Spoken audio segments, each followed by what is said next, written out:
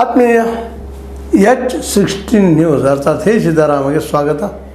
ನಾನು ನಿಮ್ಮವ ಎಂ.ಐ.ಎತ ಮಲ್ಲಪ್ಪ ಜ್ಯೋತಿ ಅವರು. ಆದ್ಮೇಲೆ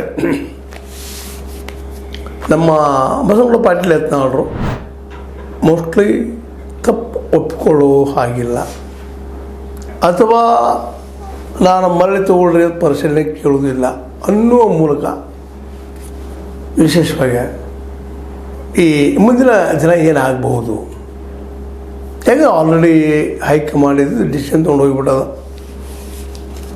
ಇಲ್ಲಪ್ಪ ನೀವು ಹೊರಗೆ ನಡೆದ ಬಿಡ್ರಿ 6 ವರ್ಷ ಅಂತ.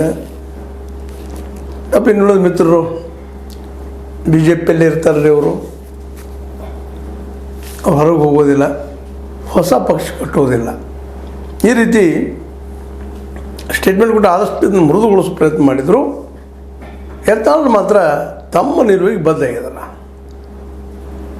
ಅವ್ರು ಹೇಳೋ ಒಂದೊಂದು ಮಾತುಗಳನ್ನು ನಾವು ನೋಡ್ತಾ ಹೋಗಿದ್ರೆ ಗೊತ್ತಾಗ್ತದೆ ನಮಗೆ. ಅವ್ರು ಏನು ಹೇಳ್ತಾರಪ್ಪ ಅಂತಂದ್ರೆ,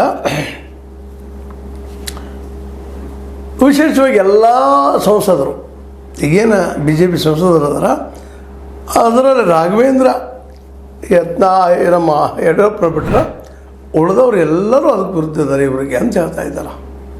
ಅದ್ರ ಜೊತೆಗೆ ಮುಂದುವರೆದು ಏನು ಹೇಳ್ತಾರಪ್ಪ ಅಂತಂದ್ರೆ, ವಿಜಯೇಂದ್ರ ಬಂಡವಾಳ ಕೆಲವೇ ದಿನಗಳಲ್ಲಿ ಗೊತ್ತಾಗುತ್ತದೆ.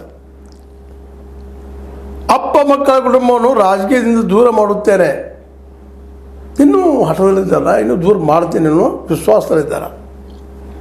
ವರಿಷ್ಠರು ಅವರನ್ನೇ ಮುಂದೊಂದು ದಿನ ಪಕ್ಷದಿಂದ ತೆಗೆಯಲಿದ್ದಾರೆ, ಇನ್ನೂ ವಿಶ್ವಾಸದವ್ರೆ. ಪಕ್ಷ ತೆಗೆದಿದೆ ಅಂತೇಳಿ ತೆಗೆದು ಹಾಕ್ತಾರೆ ಅಂತೇಳಿ. ನಾನು ಮತ್ತೆ ಗೌರವಯುತವಾಗಿ BJPಗೆ ಮರಳುತ್ತೇನೆ, ಹಾಗಂತ ಮರುಪರಿಶೀಲನೆಗೆ ಮನವಿ ಮಾಡುವುದಿಲ್ಲ, ದೆಹಲಿಗೂ ಹೋಗುವುದಿಲ್ಲ. ಸ್ಪಷ್ಟ ಅಂದ್ರೆ BJPಯಲ್ಲಿ ಅವ್ರು ಇರಬೇಕು, ಇವ್ರು ಇರಬೇಕು, ಯತ್ನಾಳ್ ಇರಬೇಕು, ಇಲ್ಲ ಈ ಒಂದು ಯಡಿಯೂರಪ್ಪನ ವಿಜೇಂದ್ರ ಇರಬೇಕು. ಅಂದ್ರೆ ಒಟ್ಟಾರೆಯಾಗಿ ಇದು ಮುಗಿಯಲಾರದ ಯುದ್ಧ ಅಂತ. ಇದು ಮನಗಂಡನ ಈ ಹೈಕಮಾಂಡ್ ಇದ್ದು ಇವತ್ತು ಯತ್ನಾಳರ ವಿರೋಧವಾಗಿ ನಿರ್ಧಾರ ತೆಗೆದುಕೊಂಡದ. ಇನ್ನು ಅದು ಮರುಪರಿಶೀಲನೆ ಹೆಂಗೆ ಮಾಡಲಿಕ್ಕೆ ಸಾಧ್ಯ ಇದೆ?